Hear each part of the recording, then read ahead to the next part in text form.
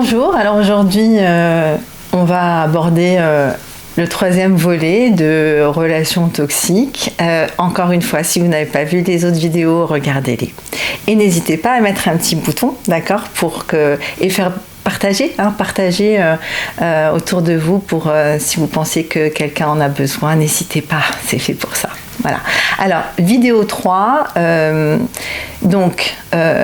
on était parti, on en était resté à l'idée de l'estime de soi, de la prise en charge, d'accord, de s'apporter à soi-même finalement, ce que sans s'en rendre compte, on demandait à l'extérieur et ce qui nous faisait un petit peu tourner en rond. Okay. Faire un pas de côté par rapport à ça et se dire c'est une bonne nouvelle. Si je m'apporte à moi-même ce que j'attends des autres, peut-être que je vais pouvoir éviter les relations dites toxiques ou non réciproques. Voilà. Donc on va aller un petit peu plus loin aujourd'hui. Enfin, on va plutôt élargir le sujet aux relations avec les amis, les collègues, la famille même.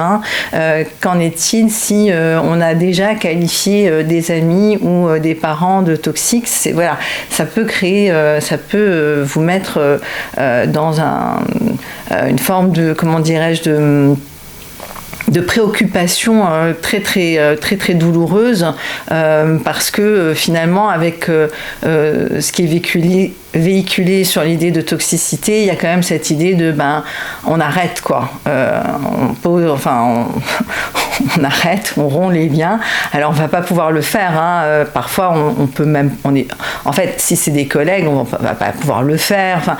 Donc il faut rentrer maintenant dans la réalité quotidienne des gens, de notre environnement, et je comprends, je dis pas que ça ne se produit pas, comprenez-moi bien, j'essaie juste de dire que finalement si on fait un pas de côté, ok, plutôt que d'attribuer à l'autre le label toxique, de voir un petit peu où est-ce que nous on participe à entretenir ça ou à mettre en place ça, d'accord, déjà ça rendra l'extérieur un peu moins effrayant et puis ça permet d'avoir des leviers de gestion bien plus intéressants, je pense. Donc l'idée maintenant aujourd'hui c'est de développer une capacité en fait pour pouvoir gérer au minimum le temps que votre confiance en vous, en fait le temps que, alors je dis confiance mais ça peut être lié à d'autres problématiques, mais le temps que ce qui vous a manqué, en fait vous ayez pu,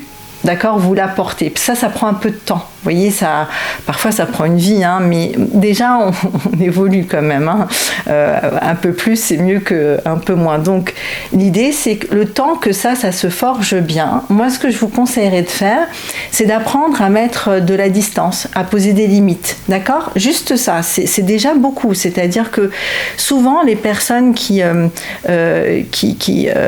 s'intéressent aux relations toxiques, qui recherchent, qui se questionnent et qui ne trouvent pas de réponse parfois, c'est parce que c'est celles qui donnent beaucoup en général dans les liens, d'accord ? Elles ne comprennent pas cette non-réciprocité. Donc ça, je vais expliquer après pourquoi. Mais juste pour aujourd'hui, l'idée intéressante, ça serait de dire ok, tant que je comprends pas, qu'est-ce que je peux faire quand même en attendant, plutôt que d'être dans ce noir et blanc, noir ou blanc, pardon, je suis totalement bien avec quelqu'un, ou alors non, cette personne est toxique, je veux plus lui parler, d'accord ? C'est pour sortir de ça en fait. Donc l'idée, ça serait de poser des limites, apprendre à dire non, alors pas non.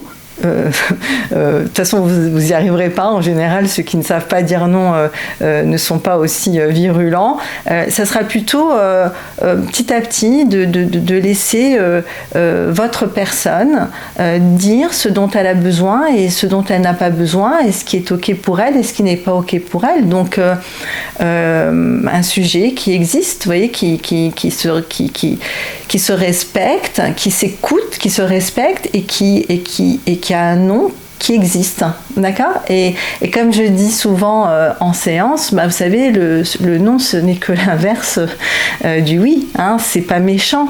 Et puis c'est comme ça d'ailleurs dans l'évolution d'un enfant, quand je ferai mes vidéos sur les enfants, je parle souvent des enfants parce que c'est vrai que c'est assez simple de comprendre quand on passe sur un autre, sur un personnage voilà, complètement à part. Donc l'enfant qui commence à dire non à ses parents, mais ça lui donne un pouvoir extraordinaire. Et il en est tellement content qu'il en use et abuse et il attend de voir comment on répond à ce non, d'accord ? Et l'idée, c'est que je crois que c'est important de vous rendre compte que probablement que vous n'avez pas appris ou vous ne vous êtes pas permis ou on vous a pas permis, peu importe, d'accord, à ce que votre non NON existe.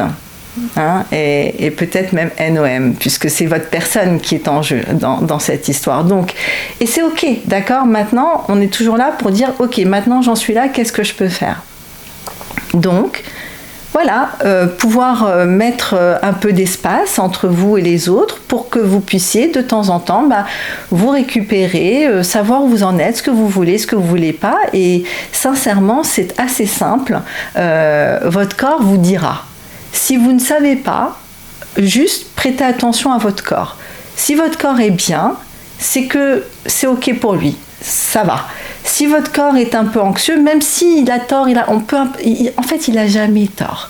Pour l'instant, partez de ça, d'accord ? Et ainsi, vous allez pouvoir dire non, je sais pas moi, aller au cinéma avec cette copine, pourtant je l'aime beaucoup, ça fait longtemps que je l'ai pas vue et mais j'ai pas envie. Mais j'ai pas envie, c'est tout. Voilà, c'est votre corps qui dit j'ai pas envie. Vous voyez, il est pas enthousiaste, il est pas léger. Donc vraiment prêtez attention à votre corps. C'est je trouve l'outil le plus puissant pour savoir ce qu'on veut, ce qu'on veut pas, et ce qu'on est prêt à prendre, mais pas trop. Enfin voilà, c'est lui qui sait.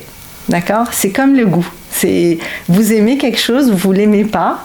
Ou vous l'aimez mais pas souvent, vous ne l'avez pas réfléchi intellectuellement, d'accord ? C'est comme ça. Donc si vous déplacez un petit peu de la tête vers le corps, vous allez avoir vos réponses par rapport à ça et à partir de là, vous pourrez dire alors non, excuse-moi, je préfère pas aujourd'hui, peut-être la prochaine fois. Voilà, vous avez le droit de ne pas être disponible, de ne pas être là, d'avoir envie d'être seul, par exemple. Enfin, il y a plein de adapté à j'essaye de prendre les cas que j'entends le plus souvent, mais adapté à votre cas. Voilà, c'était la 3e vidéo. On se retrouve pour la prochaine vidéo, toujours sur la relation toxique non réciproque.